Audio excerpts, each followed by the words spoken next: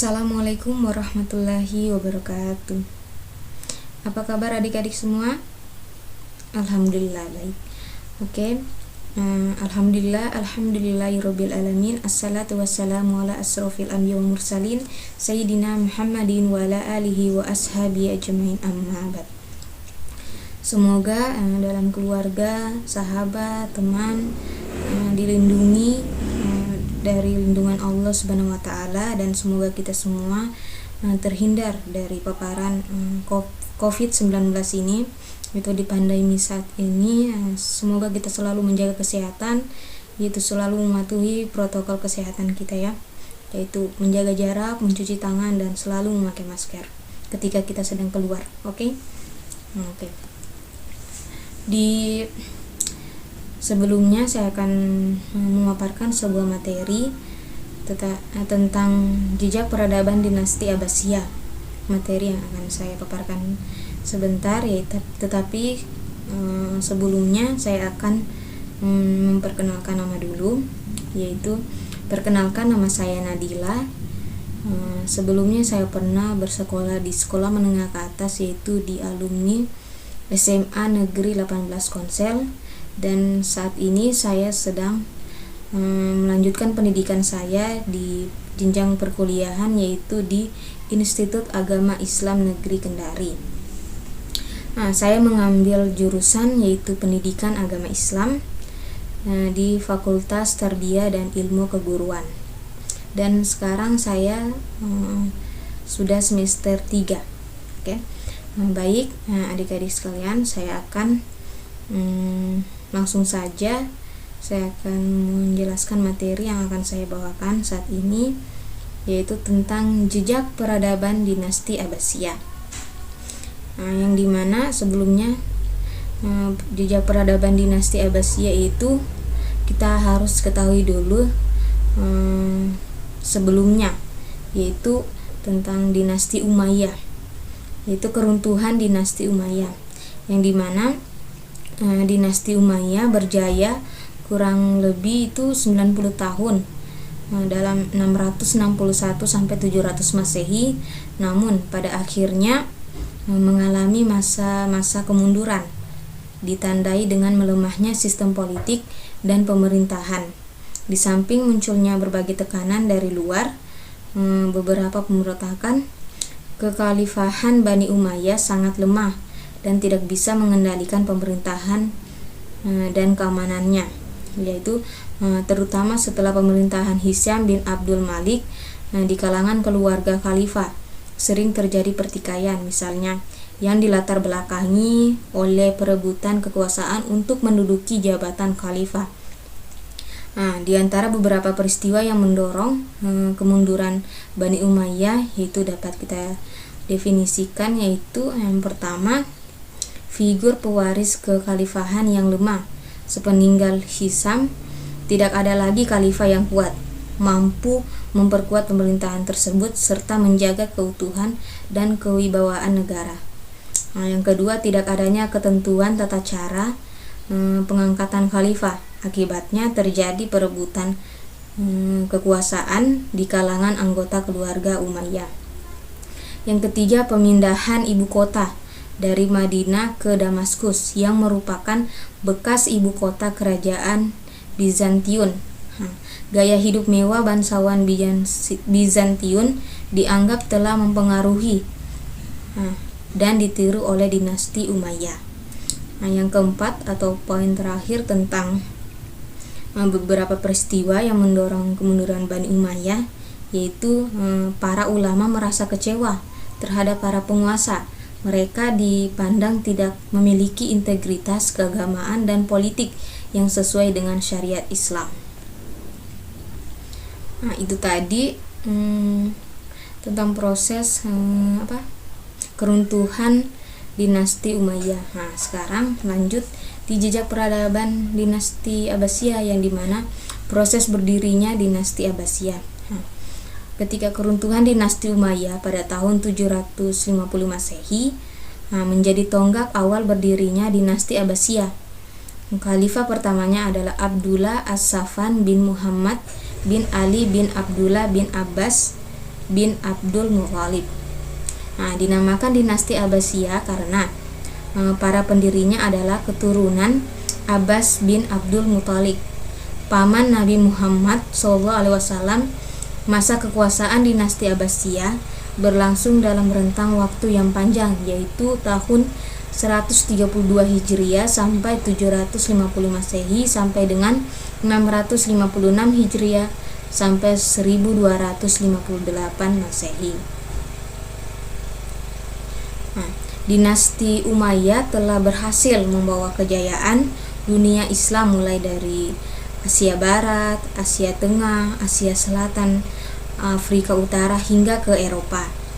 Nah, sementara itu dunia Islam juga mengalami masa-masa kejayaan di bawah kekuasaan dinasti Abbasiyah, terutama dalam bidang peradaban dan kebudayaan Islam, sehingga kota Baghdad dikenal sebagai pusat peradaban dunia. Nah, untuk lebih jelasnya saya akan menjelaskan proses pembentukan dinasti Abbasiyah. Proses pembentukan dinasti Abbasiyah yaitu upaya mengalahkan dinasti Umayyah di latar belakangi, yaitu pada pemikiran tentang siapa yang berhak memimpin keturunan yang berhak memimpin setelah Rasulullah meninggal. Bani Hashim, yaitu kaum Alawiyun, sebagai keturunan Rasulullah pernah mengemukakan hal tersebut. Terdapat 3 kota utama yang menjadi pusat kegiatan untuk menegakkan kekuasaannya, yaitu keluarga besar paman Rasulullah Abbas bin Abdullah Muthalib, yaitu ada kota Al-Humaimah sebagai pusat perencanaan. Nah, yang kedua kota Kufah sebagai pusat penghubung, dan yang terakhir yang ketiga adalah kota Khurasan sebagai kota gerakan langsung, yaitu di lapangan.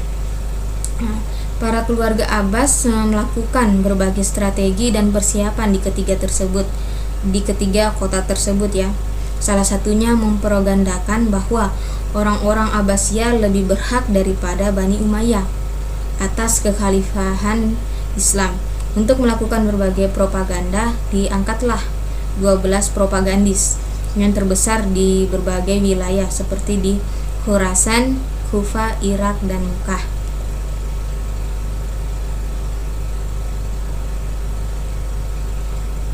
Akhirnya dinasti Umayyah mengalami kekalahan total dalam pertempurannya. Nah, Khalifah Marwan II bersama 120.000 tentaranya yang berusaha bertahan dengan menyeberangi sungai Tigris menuju Zat Hulu, yaitu Zat besar, berhasil dikalahkan oleh kelompok Bani Hashim. Nah, Khalifah Marwan II tewas dalam pertempuran. Gerakan tersebut diusir wilayah runtuhnya dinasti Umayyah, sekaligus menjadi awal berdirinya lah dinasti Abbasiyah. Abdul Abbas As-Saffah merupakan khalifah pertamanya, sedangkan pusat kekuasaan awalnya ditempatkan di Kufah.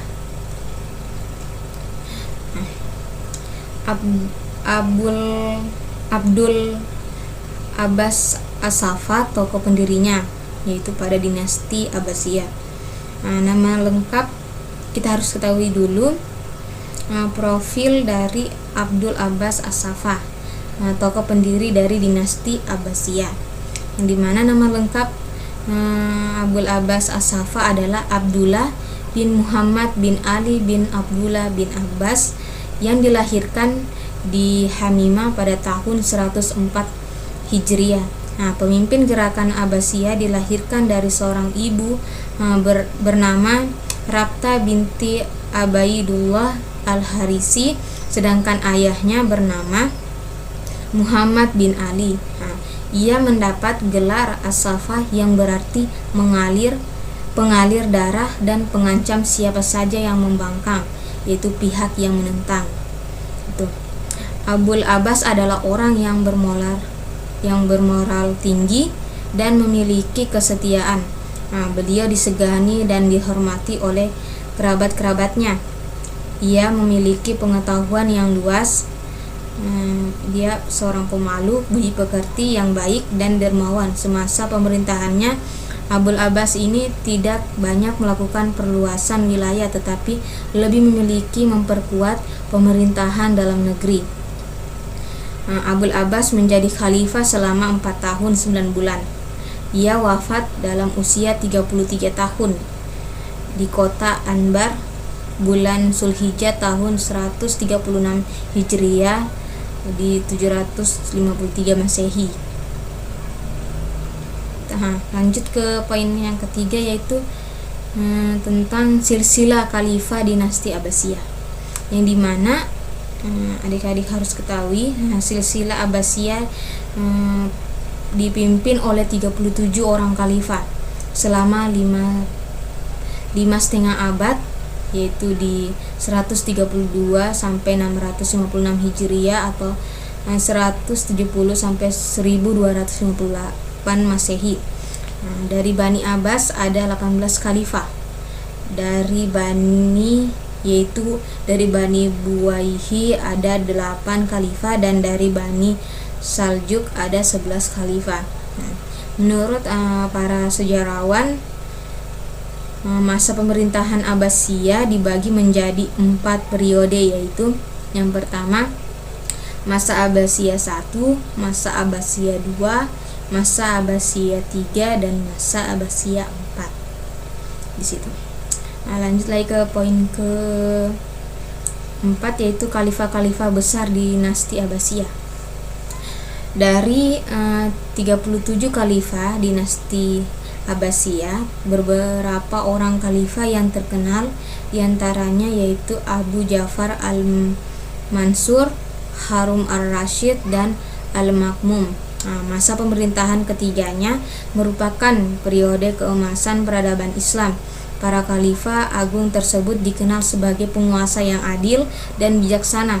Mereka dalam pengembangan ilmu pengetahuan dan peradaban Islam tercermin dalam berbagai kebijakan pemerintahnya. Itu tadi ada 4 poin tentang jejak peradaban dinasti Abbasiyah, yaitu mulai dari sebelumnya tentang didirikan dinasti Abbasiyah, yaitu dari keruntuhan dinasti Umayyah. Habis itu yang ke poin keduanya proses berdirinya dinasti Abbasiyah. Yang ketiga silsilah khalifah dinasti Abbasiyah. Yang keempat yaitu khalifah-khalifah besar dinasti Abbasiyah. Yang dimana di sini kita bisa menyimpulkan atau merangkum, yaitu keruntuhan dinasti Umayyah pada tahun 750 Masehi menjadi tonggak awal berdirinya kekuasaan dinasti Abbasiyah. Khalifah pertama dinasti ini adalah Abdullah As-Saffah bin Muhammad Ali bin Abdullah bin Abbas bin Abdul Muthalib. Dinamakan dinasti Abbasiyah karena para pendiri dan khalifahnya merupakan keturunan Al-Abbas bin Abdul Muthalib, paman Nabi Muhammad SAW.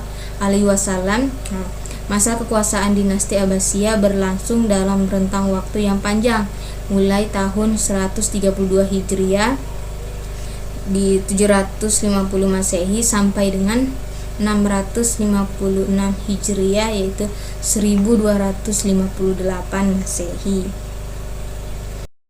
Itu dasar yang bisa kita ambil dalam jejak peradaban dinasti Abbasiyah ini, ataupun yang bisa kita dapatkan, yaitu bisa menghayati upaya dinasti Abbasiyah mendirikan daulah merupakan bagian dari penyebaran kebudayaan Islam.